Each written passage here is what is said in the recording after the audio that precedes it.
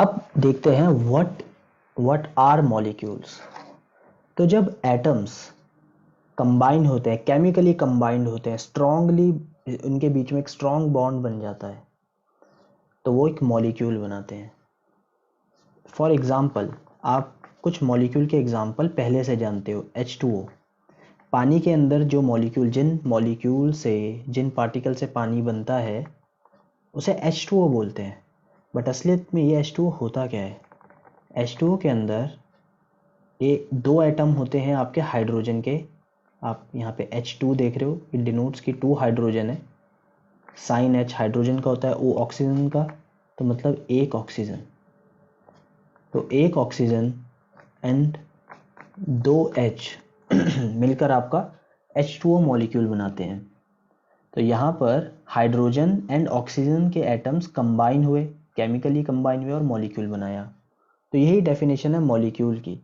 Group of 2 or more atoms chemically combine together, it is known as molecules. But क्या हमेशा दो अलग अलग एटम्स को ही कंबाइन होना पड़ेगा मॉलिक्यूल्स के लिए? नहीं, ऐसा भी देखा गया है कि कभी कभार सेम एटम कंबाइन होकर मॉलिक्यूल बनाते हैं। जैसे ऑक्सीजन गैस, आप जो ऑक्सीजन गैस लेते हो, कई बच्चे सोचते हैं कि वो सिर्फ O है, तो ठीक है, कि जो ऑक्सीजन गैस चीज़ों से रिएक्ट हो रही है, यस उसका एटम तो O है, बट असलियत में ऑक्सीजन गैस जब भी आप बोलते हो जो हमारे एटमॉस्फेयर में प्रेजेंट है, that is not O, that is O2। O is the atom.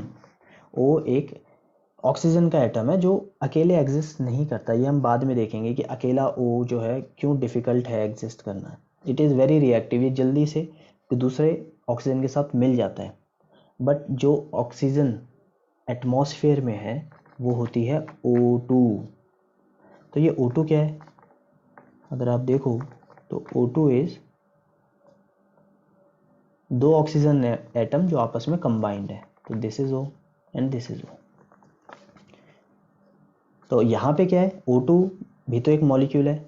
Air में ऐसे ये वाले पार्टिकल, बहुत सारे पार्टिकल्स प्रेजेंट होंगे, बट एक मॉलिक्यूल अगर आप देखो तो कितने एटम से मिलकर बना है? 2 एटम से, बट दोनों के दोनों सेम है। यहाँ पर H2O जो है वो 3 एटम से मिलकर बना है, जिसमें से 2 सेम है, एक डिफरेंट है। तो मॉलिक्यूल सेम एटम से मिलकर भी बन सकता है, मॉलिक्यूल डिफरेंट एटम से भी मिलकर बन सकता है। तो इसीलिए मॉलिक्यूल्स को हमने डिवाइड किया है 2 पार्ट्स में। एक है मॉलिक्यूल्स ऑफ एलिमेंट, जो एलिमेंट से एक ही तरीके के एटम से बनने वाले मॉलिक्यूल। तो यहाँ पे लिखा है एटम्स ऑफ सेम एलिमेंट। मैं लिखूंगा 1 kind of atom makes the molecule. ये होता है आपका मॉलिक्यूल ऑफ एलिमेंट के अंदर। एंड मॉलिक्यूल ऑफ कंपाउंड में क्या होता है? एटम्स ऑफ डिफरेंट एलिमेंट आपस में कंबाइन होते हैं एंड मॉलिक्यूल फॉर्म करते हैं। ठीक है, तो यहाँ का एग्जाम्पल क्या होगा? O2 यहाँ पे एक एग्जाम्पल होगा, एंड एलिमेंट ऑफ कंपाउंड के अंदर H2O यहाँ का एग्जाम्पल होगा। ठीक है, अब हम देखते हैं कुछ एग्जाम्पल्स मॉलिक्यूल ऑफ एलिमेंट्स के। तो आप यहाँ पे देख सकते हो आर्गन। तो आर्गन का मॉलिक्यूल क्या होता है? आप देख के हैरान हो जाओगे कि इट इज सिंपली Ar। आप बोलोगे ये तो और कोई एटम्स कंबाइन नहीं हुए। तो आर्गन जो होती है ये अनरिएक्टिव गैस होती है, ये दूसरे एटम से कंबाइन होना पसंद नहीं करती। इसका रीज़न होता है इसके अंदर पाए जाने वाले इस एटम के स्ट्रक्चर पे, जो आप अगले चैप्टर पे देखोगे। तो आर्गन गैस जो है उसके अंदर आर्गन अकेली घूमती रहती है। आर्गन एटम सेम हीलियम के साथ भी होता है, और ये जनरली हर अनरिएक्टिव गैस के साथ होता है। ऑक्सीजन, जैसा कि मैंने बताया, ऑक्सीजन का जो मॉलिक्यूल है वो O2। यहाँ मैं मॉलिक्यूल्स की बात कर रहा हूँ, वो O2 होता है। हाइड्रोजन भी H2 होता है, नाइट्रोजन N2, क्लोरीन Cl2। तो इन गैसेस के जो मॉलिक्यूल्स हैं वो 2 एटम से मिलकर बने हैं। 2 ऑक्सीजन से मिलकर ऑक्सीजन गैस, 2 हाइड्रोजन से मिलकर hydrogen gas, and so on. Phosphorus, phosphorus का जो मॉलिक्यूल है वो है P4। चार फॉस्फोरस के एटम मिलकर जो फॉस्फोरस हमें दिखता है वो मतलब वो 4 फॉस्फोरस से मिलकर बनता है, ठीक है। एंड पॉली मतलब 4 से ज़्यादा वाले S8 से मिलकर आपका सल्फर बनता है। तो आप देख सकते हो इन सारे मॉलिक्यूल्स में कॉमन क्या है कि इनके अंदर सिर्फ एक ही तरीके का एलिमेंट यूज़ है, इसीलिए इन्हें मॉलिक्यूल्स ऑफ एलिमेंट बोला जाता है। अब एक टर्म यहाँ पे आप देख रहे हो एटॉमिसिटी, ये एटॉमिसिटी बताता है कि कितने एटम्स इस मॉलिक्यूल में प्रेजेंट है। तो आप देख सकते हो मोनो एटॉमिक 1 के लिए मोनो यूज़ होता है, तो क्यों, क्योंकि यहाँ पे सिर्फ एक ही एटम यूज़ है। डाया एटॉमिक 2 के लिए यूज़ होता है, तो ये डाई डाई डाई। टेट्रा 4 के लिए यूज़ होता है, और बहुत सारे जब होते हैं तो पॉली एटॉमिक यूज़ कर लेते हैं। आप समझ लो टेट्रा के बाद आप जितने भी होंगे उनके लिए पॉली एटॉमिक आप बोल सकते हो। वैसे तो पॉली का मतलब सिर्फ एक से ज़्यादा भी हो जाता है, बट आप इन नाम को ध्यान रखना, ठीक है। तो यहाँ तो हो गए मॉलिक्यूल्स ऑफ एलिमेंट। अब मॉलिक्यूल ऑफ कंपाउंड में क्या होता है? कंपाउंड देखो आपने पहले भी पढ़ा है, नहीं पढ़ा तो बस आपको याद रखना है कि एलिमेंट्स के जो एटम्स कंबाइन होकर बनाते हैं मॉलिक्यूल, उसे आप कंपाउंड बोलते हो। तो जैसे हाइड्रोजन एंड ऑक्सीजन रिएक्ट हुए, हाइड्रोजन H2 गैस मैंने एक उसमें ली, जार में ली, ऑक्सीजन गैस मैंने जार में ली, इनकी रिएक्शन कराई और मुझे फाइनली मिलता है H2O, ठीक है। तो ये H2O क्या है? मेरा एक कंपाउंड है, मतलब वाटर इज अ कंपाउंड, और वो किससे मिलकर बनी है? उसके अंदर जो मॉलिक्यूल प्रेजेंट है वो H2O है। तो कुछ एग्जाम्पल देखते हैं।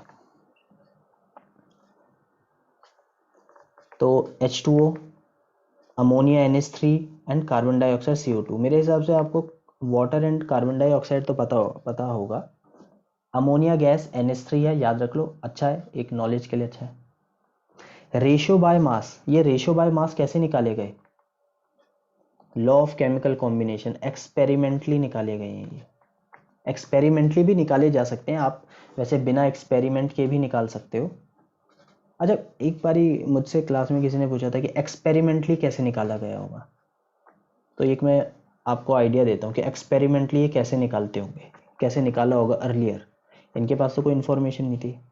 ये क्या करते थे कि कुछ अमाउंट ऑफ हाइड्रोजन लेते थे, हाइड्रोजन गैस, और कुछ अमाउंट ऑफ ऑक्सीजन गैस लेते थे।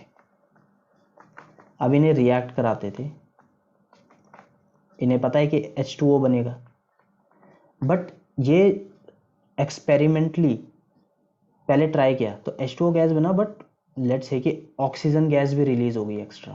तो इससे इन्हें क्या पता चला कि हाइड्रोजन ने कुछ ही ऑक्सीजन के साथ रिएक्ट करा, बाकी एक्स्ट्रा ऑक्सीजन वेस्ट हो गई। तो अब ये क्या करते हैं, ऑक्सीजन का अमाउंट थोड़ा घटा देंगे। अब ऑक्सीजन पहले इतना था तो अब ऑक्सीजन थोड़ा कम कर देंगे, अब दोबारा रिएक्ट करेंगे। अब इन्हें पता चला कि अब H2O बना, बट इस बारी जो है ऑक्सीजन गैस कम वेस्ट हुई, कम ऑक्सीजन गैस निकली। इन्हें लगा कि थोड़ा सा कम हमें और ऑक्सीजन को करना चाहिए। समवेयर इन्हें लगा कि हाइड्रोजन में तो इशू नहीं है, ऑक्सीजन मेरे पे काफ़ी ज़्यादा है। तो अब ये क्या करते हैं, ऑक्सीजन को थोड़ा और कम कर देते हैं, और एक बारी एक्सपेरिमेंटली ऐसा बनाने में सक्सेसफुल होते हैं कि जब हाइड्रोजन ऑक्सीजन लेते हैं तो एग्जैक्टली H2O बनता है, कोई एक्स्ट्रा गैस नहीं निकलती। And law of conservation of mass यहाँ से तो पूरा हो ही रहा है। Law of chemical constant proportion से इन्हें अंदाज़ा लग जाता है कि इतने ग्राम, लेट्स से कि एक्सपेरिमेंटली इन्होंने 3 ग्राम हाइड्रोजन लिया था और उससे जो है 24 ग्राम के अप्रॉक्सीमेटली रिएक्ट हो रहा है ऑक्सीजन आपका।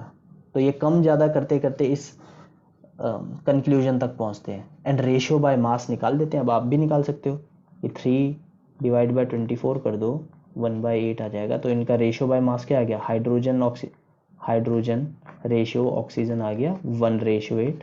अब इसी प्रपोर्शन में आपको इसे मिक्स करना है। अब इन्होंने फ्यूचर में दोबारा चेक किया होगा, अलग अलग प्रोपोर्शन लेकर के 1 gram and 8 gram oxygen mix करूँगा तो क्या एक्स्ट्रा ऑक्सीजन बनी? नहीं बनी, एग्जैक्टली वाटर बना। फिर इन्होंने लिया 2 gram and 16 gram, same proportion में है, तो भी extra hydrogen extra gas release नहीं हुई। तो इस तरीके से ये इन्होंने रेशो बाय जो है रेशो बाय मास एग्जैक्टली निकाल लिया कि वाटर बनाने के लिए, H2O बनाने के लिए कितना हाइड्रोजन एंड कितना ऑक्सीजन चाहिए। तो इस तरीके का इन्होंने जो है ये रेशियो बाय मास एक्सपेरिमेंटली निकाला होगा। तो ये बात काफ़ी कम लोगों को पता होती है, तो इसीलिए सबसे पहले ये चीज़ें जो है हमें पता है एक्सपेरिमेंटली। तो साइंटिस्ट्स ने रेशियो बाय मास इन्हें पता चल गया, रिलेटिव एटॉमिक मास पता चल गया। इसकी हेल्प से कैसे पता लगाया कि कितने एटम्स मौजूद हैं H2O में, तो वो देखते हैं। बहुत सिंपल सी चीज़ है, ये एग्ज़ाम में आपके आएगा नहीं, बट एक interesting and if you are really curious तो आप ये देख सकते हो। तो रेशियो बाय मास अभी निकाला ना पानी का, 1:8 आया, तो ये एक्सपेरिमेंटली इन्होंने निकाल दिया, फाउंड एक्सपेरिमेंटली, मैंने इधर लिख दिया कि ये 1:8 है, तो ये हो गया।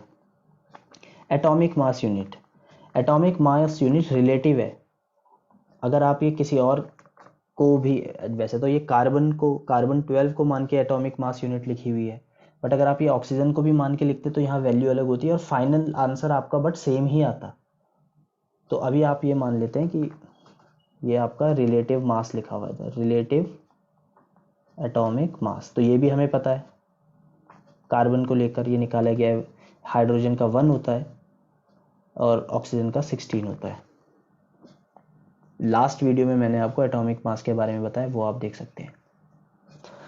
अब ये क्या करते हैं, डिवाइड करते हैं मास रेशियो को अपॉन एटॉमिक मास। तो ये क्या है, 1 डिवाइडेड बाय 1, तो आंसर आएगा 1। 8 डिवाइडेड बाय 16, आंसर आएगा 1/2। ये इनको आइडिया दे देता है कि कितना एटम यूज हुआ है। तो इन 1 मॉलिक्यूल, इससे यहाँ से क्या पता चला, इन 1 मॉलिक्यूल हाइड्रोजन के कितने एटम है, 1 एटम, ऑक्सीजन के कितने एटम है, हाफ एटम। बट एक बात बताओ, डेल्टन ने क्या बोला था, डेल्टन ने ये बोला था कि जो एटम्स कंबाइन होते हैं वो होल नंबर में होते हैं, तो ऑक्सीजन हाफ में कैसे हो सकता है। तो इन्होंने बोला होगा कि एक काम करते हैं, इसको जरा सिंपल फ्रैक्शन में कन्वर्ट करें, दोनों को 2 से मल्टीप्लाई कर देते हैं। तो इसको भी 2 से मल्टीप्लाई किया, इसको भी 2 से मल्टीप्लाई किया, आपको क्या मिला, हाइड्रोजन के 2 एटम एंड ऑक्सीजन के 1 एटम। और यही तो है, और H2O के अंदर यही तो होता है, हाइड्रोजन के 2 एंड ऑक्सीजन के 1। तो देखा किस तरीके से निकाला गया होगा।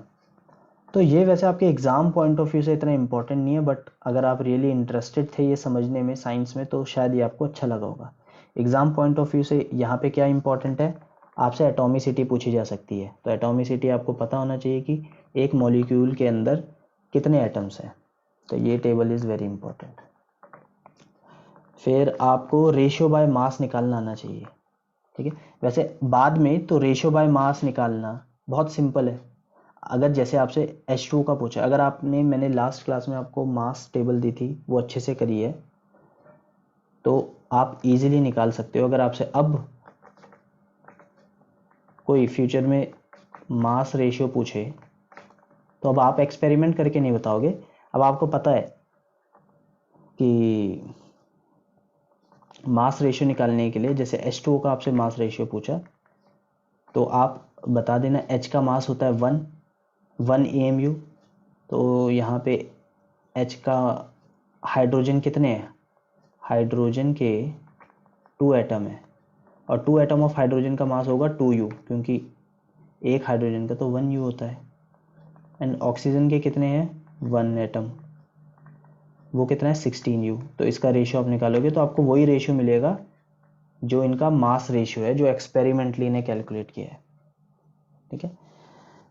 तो मास रेशियो आपसे पूछा जा सकता है, but again it is not very important. आपको ये 2 चीज़ें पता होनी चाहिए, molecules of element and molecules of compound. Exam point of view से इन दोनों का डेफिनेशन आपको पता होना चाहिए, एंड व्हाट इज़ मॉलिक्यूल एक बेसिक चीज़ है, ये भी आपको पता होनी चाहिए।